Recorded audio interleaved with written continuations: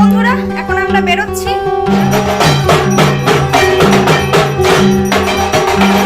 আজকেই প্রথম দিন রিশরায়, আর আজকের ভিড়টা দেখো। দেখো বন্ধুরা, আমাদের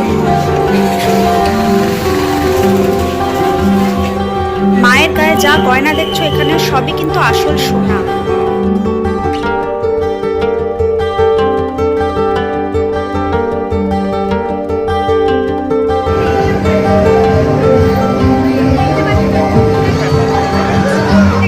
এসে গিয়ে আমাদের এখন ডিনার চলছে। চলো বন্ধুরা, এখন আমরা বেরোচ্ছি। যেরকমটা বলেছিলাম যে তোমাদের দেখাবো রিশরায় কিরকম ঠাকুর হয়। আমরা এখন সবাই মিলে বেরোচ্ছি রিশরার ঠাকুর। তোমরাও দেখো জগদ্ধাত্রী পুজো কেমন হয়। চলো মা, দেখো মাকে, দেখো কিরম লাগছে। এই হচ্ছে আমার মাসি। মাসিকে তো তোমরা আগের ব্লগেই দেখেছো, আর যারা দেখোনি এখনো পর্যন্ত আমার পুরোনো ব্লগগুলো দেখো, ভাইফোঁটার ব্লগ, মাসির বাড়ির ব্লগ সব পরপর আছে, প্লিজ গিয়ে দেখো। আর আমার শাশুড়ি মাকে তো তোমরা চেনোই।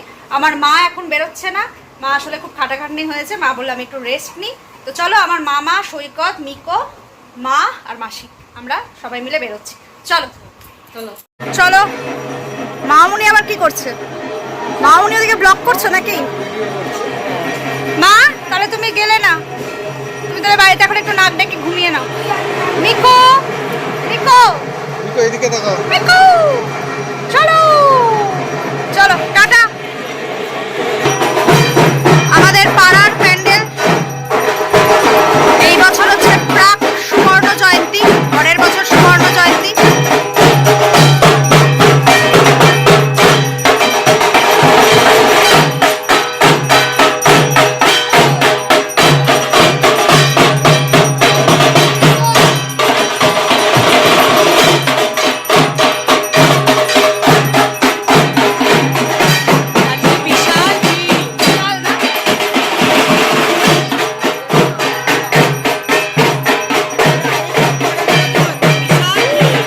আজকেই প্রথম দিন রিশরায়, আর আজকের ভিড়টা দেখো। এটা তো সবে শুরু।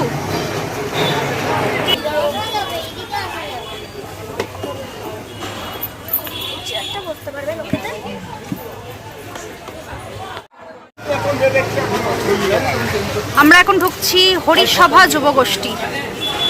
এটা একটা বিখ্যাত পুজো রিশরাতে। আজকে ভিড় দেখো।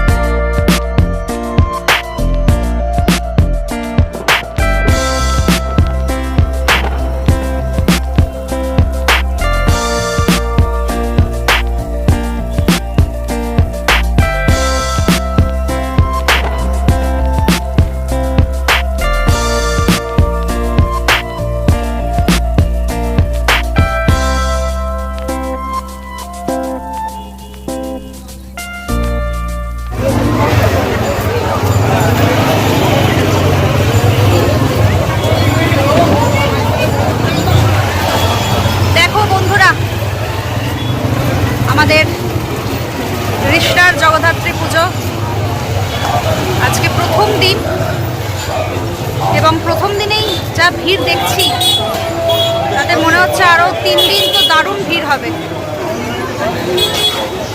তোমাদের দেখাচ্ছি, তোমরা পারলে যারা জানো না তারা এসো। আমি এটুকুনি বলতে পারি যে তোমরা নিরাশ হবে না এখানে এসে। চন্দননগরের থেকে কোনো অংশেই কম নয়। চন্দননগর তো তোমরা আসোই, তোমরা জানো সবাই, কিন্তু আমাদের রিশরার জগদ্ধাত্রী পুজো ভীষণ বিখ্যাত।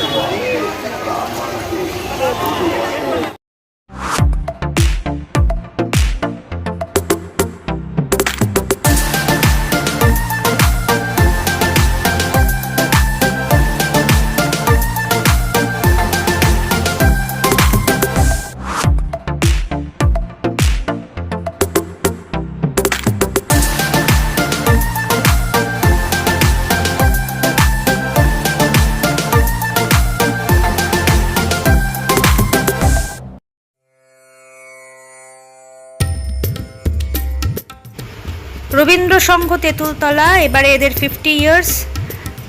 খুব জনপ্রিয় পুজোর মধ্যেই এটা একটা, এবং এদের এবারে প্রথমবার এবারে শোভাযাত্রা সহকারে প্রতিমাকে বিসর্জন করবে।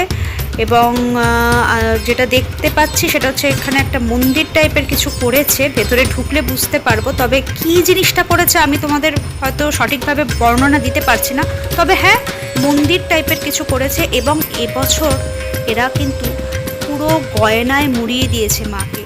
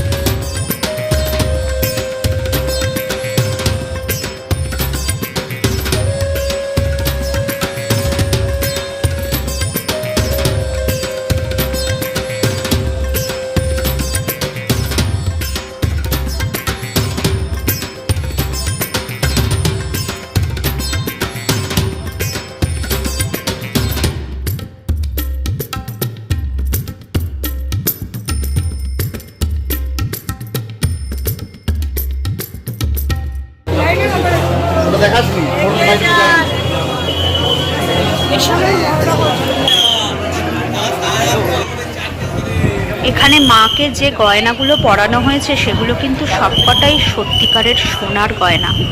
শুধু মাকে নয়, সিংহের মাথাতেও যে 3টে মুকুট রয়েছে সেই 3টে সিংহের মুকুটও কিন্তু সোনার সত্যিকারের।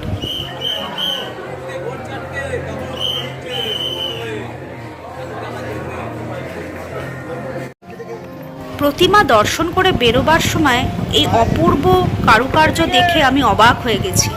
হাতে আঁকা এত সুন্দর লাগছে, পুরো চারিদিকটা আঁকা, এবং তার সাথে লাইটনিং, আর তার সাথে যে থিম মিউজিকটা দিয়েছে সেটাও অসাধারণ। যেন মনে হচ্ছে কোনো মন্দির থেকে বেরিয়ে গঙ্গার পাড়ে আমরা দাঁড়িয়ে আছি।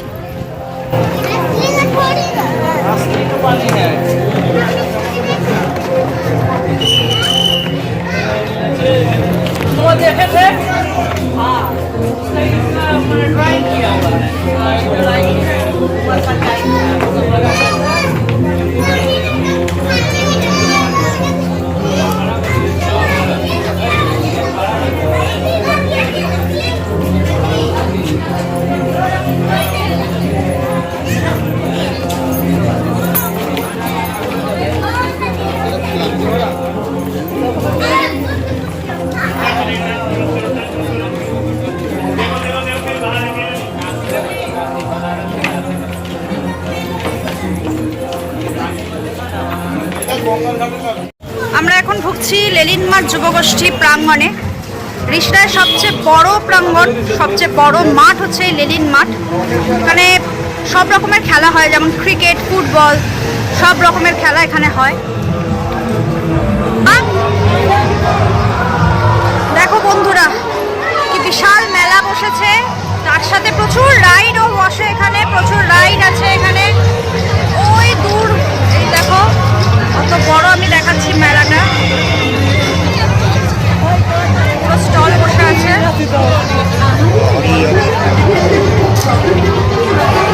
মা এদিকে ব্লগে আছো, ব্লগে।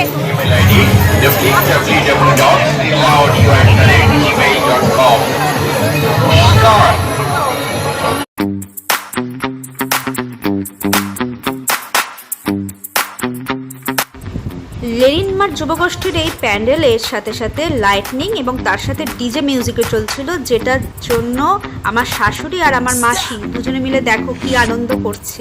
দারুণ দারুণ গানও হচ্ছিল, কিন্তু কপিরাইটের জন্য আমি সেই গানগুলো তোমাদের শোনাতে পারছি না, তার জন্য আমি ভেরি ভেরি ভেরি সরি। তোমরা লাইটনিং দেখো আর প্যান্ডেলটা দেখো, অসাধারণ প্যান্ডেল করেছে। ভেতরেও নিয়ে যাচ্ছি, ঠাকুরও দেখাবো।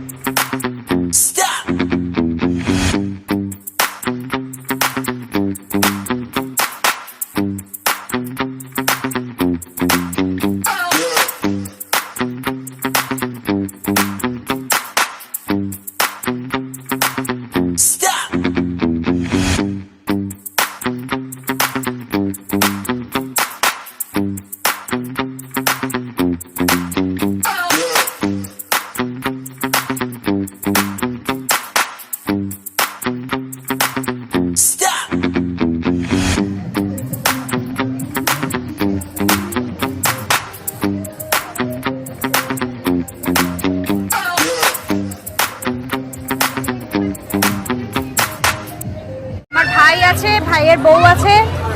ভাই হচ্ছে এখানকার ক্লাবের মেম্বার, লেনিন মাঠ যুবগোষ্ঠীর। আমরা এখন পুরো এখানে রেস্ট, পুরো একদম গা ছেড়ে দিয়েছি, রেস্টে বসে আছি।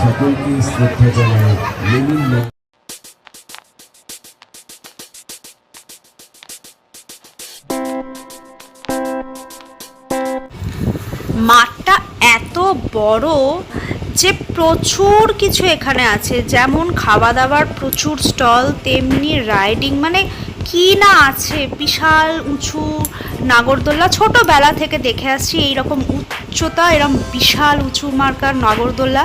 আর এখন তো আরও অনেক রকমের তোমার রাইডিং এসে গেছে এখানে, যেমন তোমার এই যে এইরকম একটা, এটা আমি নিকো পার্কে দেখেছিলাম অবশ্য। আমি একটাতেও চড়ি না, আমার ভীষণই ভয় লাগে, কিন্তু দেখতে তো খুব ভালো লাগে। আর মিকো কিন্তু এবারে চড়েছে, ওই ছোটো ছোটো গাড়িগুলো যেগুলো রাউন্ড রাউন্ড করে ঘোরে, ওগুলোতেও চড়েছে।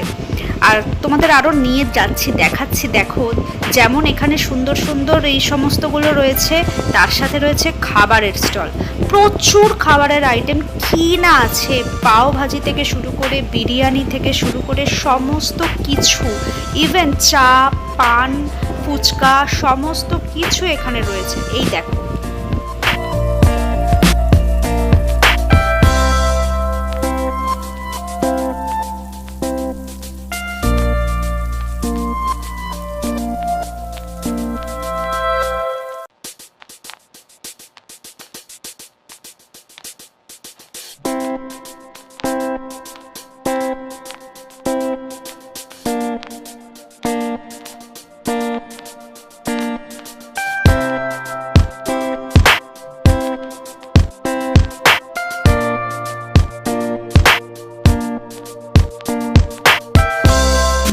তোমাদেরকে আমি যেটুকুনি ঠাকুর দেখালাম সেটি 1/4 অংশেরও কম, মানে কিছুই দেখালাম না।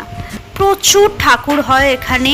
তোমরা যদি কখনো আসো তাহলে তোমরা আসলে বুঝতে পারবে যে চন্দননগর বা কৃষ্ণনগরের তুলনায় কোনো অংশে কিন্তু আমার এই রিষড়া কম নয় জগদ্ধাত্রী পুজো উপলক্ষে, এবং ভীষণই জনপ্রিয় রিষড়ার জগদ্ধাত্রী পুজো। তোমরা প্লিজ এসো এবং এসে আনন্দ উপভোগ করো। চলো আমরা এবার এখান থেকে বেরিয়ে যাব, কারণ রাত হয়েছে, বাড়িতে নিয়ে গিয়ে মিকোকেও একটু খাওয়াতে হবে। এবার আস্তে আস্তে বেরোই, চল।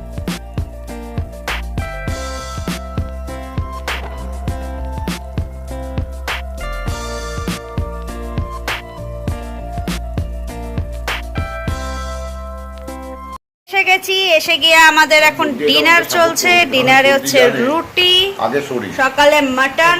মাটনটা এখন পুরো আরো কালো লাগছে, মাটন। এরপর মামনি কি বেরোবে আমাদের সঙ্গে আবার? এটা পুরো গোলবাড়ি। তো আমরা মাসুমনি কিরকম ঠাকুর দেখলে? দারুণ দারুণ দারুণ। তাও যা পায়ের অবস্থা, এরা যে এনার্জি নিয়ে গেছে, আচ্ছা এটা ওদের পাঠাসনি, এরা যে এত। হ্যাঁ সবাই। সৈকত বেরোবে তো? আমি আর সৈকত আবার একটু পরে বেরোবো। যাই হোক, খেয়ে নি আগে তাড়াতাড়ি, মামনিকে নিয়েই বেরোবো। চল, ভেবেছিলাম খেয়ে দিয়ে উঠে বেরোবো আমি আর সৈকত, যেমনটা বললাম তোমাদের, কিন্তু আর শরীরে দিচ্ছে না। মানে এখন প্রায় বাজে 1:15।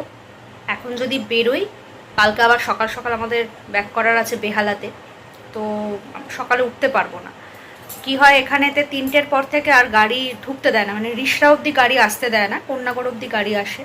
তো যথারীতি আমরা গাড়ি না পেলে তো আমরা যেতেও পারবো না, তাই জন্য আমরা সকাল সকালে কালকে বেরিয়ে যাচ্ছি আগামীকাল। তো যাই হোক, যেটুকুনি দেখিয়েছি 1/4 তো নয়, খুব কম সংখ্যক ঠাকুরই তোমাদের দেখিয়েছি, কিন্তু যেটুকুনি দেখিয়েছি তাতে তোমরা আশা করছি বুঝতে পারছো যে এখানে জনপ্রিয়তাটা কত জগদ্ধাত্রী পুজোয়।